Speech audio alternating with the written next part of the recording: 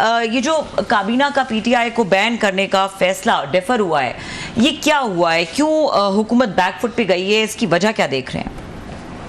देखिए, बैन का मामला मेरी इत्तला के मुताबिक अब खत्म हो गया है और ये भी सिर्फ सियासी बयानबाजी तक रहेगा। और जो डोमेस्टिक कंपल्शन थी, पहले दिन ही सबको पता था सुप्रीम कोर्ट में जाएगा, वहाँ पे ये होल्ड नहीं करेगा। फिर एलाइज भी इसी बात से घबराए हैं, वो कोई प्रिंसिपल पोजीशंस पे नहीं, पीपल्स पार्टी या दूसरे लोगों ने साइड पे हुए या डिस्टेंस रखा। उनको पता है कि ये नॉन स्टार्टर है और जो माहौल बना हुआ इस वक्त अदालती फिजाओं का, वहाँ पे ये बिल्कुल इससे नहीं होना था। लेकिन एक और बड़ी इंटरेस्टिंग डेवलपमेंट हुई है, जो अपने शो में भी बता रहा था नाज़रीन को, कि दो इंपॉर्टेंट कैपिटल्स, एक यूरोपियन कैपिटल और एक नॉर्थ अमेरिकन कैपिटल, यहाँ के दो बहुत सीनियर ऑलमोस्ट टॉप आप डिप्लोमेट्स कह लें, उन्होंने भी मशवरा दिया है, एडवाइस का वर्ड यूज हुआ है टू द गवर्नमेंट कि जी इस तरफ ना जाएं, ये बड़ी कॉम्प्लिकेशंस होंगी सब कुछ। अब एक यूरोपियन मुल्क ऐसा है कि जो पाकिस्तान से भागता है पैसे लपेट के, वो जाके वहीं रहता है, हमारा उनके प्रिजनर स्वैप एग्रीमेंट नहीं है, फिर वहाँ पे जायदादें लेते हैं, सब कुछ करते हैं। दूसरे मुल्क में बच्चे पढ़ने होते हैं, वहाँ भी जायदादें हैं, फिर वो मुल्क वैसे ही हमारे लिए बहुत इंपॉर्टेंट है। तो ये दो कैपिटल्स जब आपको एडवाइस देते हैं तो उसका बहुत बड़ा बोझ है, बिकॉज उनकी एडवाइस खाली इस्लामाबाद नहीं, वो पिंडी के लिए भी भारी होती है। सो ये एक, अब आप सिर्फ इस पे आए बाएं शाएं बातें सुनेंगे, ये अब बैन वर्चुअली लगने से पहले ही खत्म हो गया हुआ है, and I don't think it is going anywhere. So इसलिए बैन को मेरा ख्याल है हम पहले ना भी डिस्कस करें, फर्क कोई नहीं पड़ता।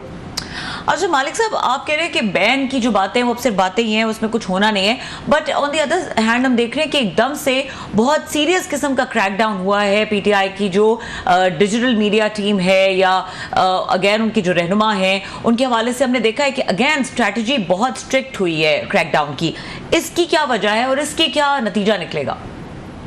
देखिए, काउंटर नैरेटिव नहीं बना पाए एस्टैब्लिशमेंट और हुकूमत, तो जब आप काउंटर नैरेटिव ना बना पाए तो फिर जाहिर है फिर एक ही तरीका होता है कि आप खामोश करें। और जब पीटीआई ने भी बहुत ज़्यादा अजीबोगरीब हरकतें की हैं जो मेरी समझ से बाहर हैं। जब वो, आपको याद है जो वो 71 वाला एक वीडियो बना के चलाया गया, फिर उसके ऊपर बड़ा इशू बना, उसको फिर डिफेंड किया गया, फिर उसको और बढ़ावा दिया गया। फिर जब आप टॉप लीडरशिप सबके बात तो गलत है, आप फैमिलीज का नाम लेंगे, फैमिलीज की करेक्टर असैसिनेशन करेंगे तो फिर रिएक्शन तो आएगा। लेकिन हो अब ये रहा है कि अब ये जो फायरवॉल भी आ रही है, ये सब कुछ आ रहा है, एक बहुत बड़ा घुटन का माहौल बन रहा है। और इसमें जो अगर आप ये कहें कि रियासती इदारों का और हुकूमत का ओवर रिएक्शन है, बिल्कुल ओवर रिएक्शन है, बट हैविंग सेड दैट, इन मामलात में पीटीआई का जो डिजिटल विंग है, इन्होंने भी बहुत ज्यादा हदूद क्रॉस की हैं। एंड अनफॉर्चुनेटली वो अब एक तो रऊफ हसन उठाए गए हैं, मुझे तो तरस आता है उस आदमी पे, क्योंकि मुझे याद है प्राइवेटली वो बहुत ज्यादा क्रिटिसाइज करते थे कि यार ये क्या कर रहे हैं डिजिटल वाले, क्यों इस तरह करते हैं। और वो उन्होंने कहा भी कि जी मेरा तो उसमें कंट्रोल भी कोई नहीं है, लेकिन एंड में सेक्रेटरी इंफॉर्मेशन उठाएंगे। सो आई थिंक आने वाले दिन बहुत ज़्यादा घुटन के हैं, बहुत ज़्यादा सख्ती के हैं, और वो अंग्रेजी में कहते हैं ना भैया उसको जीरो सम गेम, एक जीरो सम गेम बन गई है।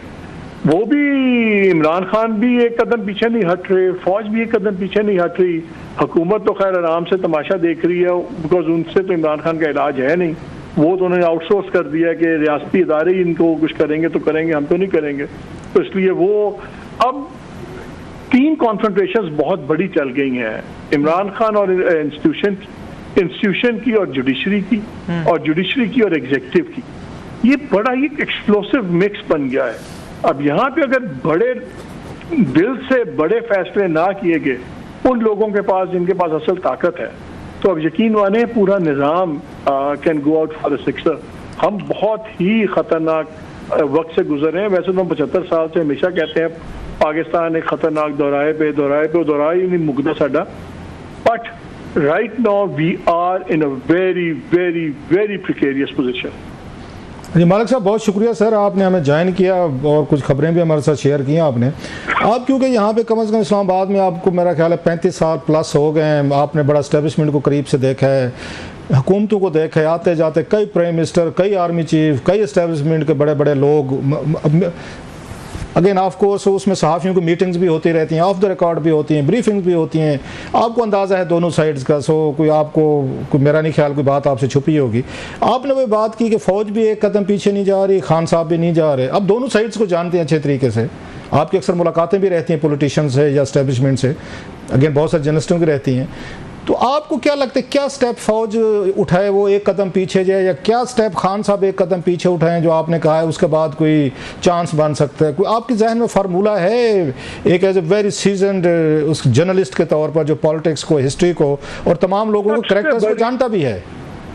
सबसे बड़ी जरूरत है रऊफ कि फौज जुडिशरी के मामले में 2 कदम पीछे जाए।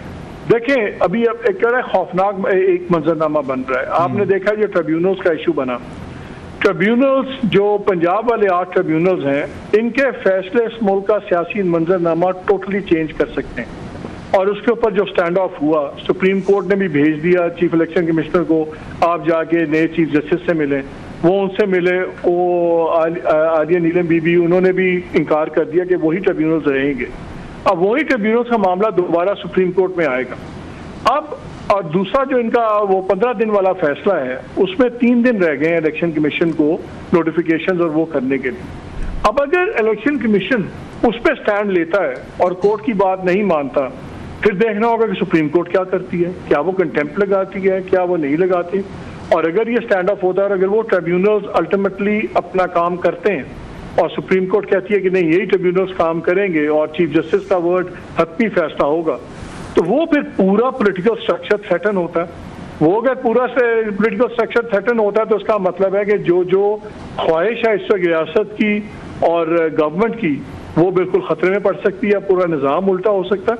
इसलिए ये बड़े ही हम खतरनाक जगह पे खड़े हुए हैं। ये जो ट्रिब्यूनल्स वाला मामला है सर, चलो ये तो आपने बता दिया कि एस्टेब्लिशमेंट क्या करे। इमरान खान साहब क्या एक कदम वो पीछे जाएं? सर मेरा नहीं ख्याल कि वो पीछे जाना चाहेंगे। देखिए मैं आपने तजवीज दी कि एक कदम वो भी पीछे जाएं, वो भी जाएं, यही तो सारा क्राइसिस है कि nobody is ready to step. Reason दे रहा हूँ ना मैं देखिए, मैं जब भी किसी का एनालिसिस करता हूँ, मैं अपने आप को उसकी जगह डाल के सोचता हूँ कि अगर क्या हो सकता है। देखिए इमरान खान मेरे ख्याल में कन्विंस्ड हैं कि उनको इस निज़ाम में कोई जगह नहीं मिलनी। वो चाहेंगे कि यार इससे बेहतर है सारा निज़ाम गिरे और टोटल डिसऑर्डर में से एक नया ऑर्डर जन्म ले और उसमें वो चीज़ें हों। देखिए ना, उन्होंने सिविलियन गवर्नमेंट को तो बेट कर दिया ना। सिविलियन गवर्नमेंट इससे ज़्यादा क्या कह सकती है कि हम आपकी पार्टी बैन करेंगे और आप आर्टिकल 6 लगाएंगे।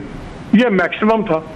अब वो चाहते हैं कि फौज का और जो ये है क्लैश इस वक्त जुडिशरी का इस हद पे चला जाए कि फिर फौज को अपनी पावर यूज करनी पड़े।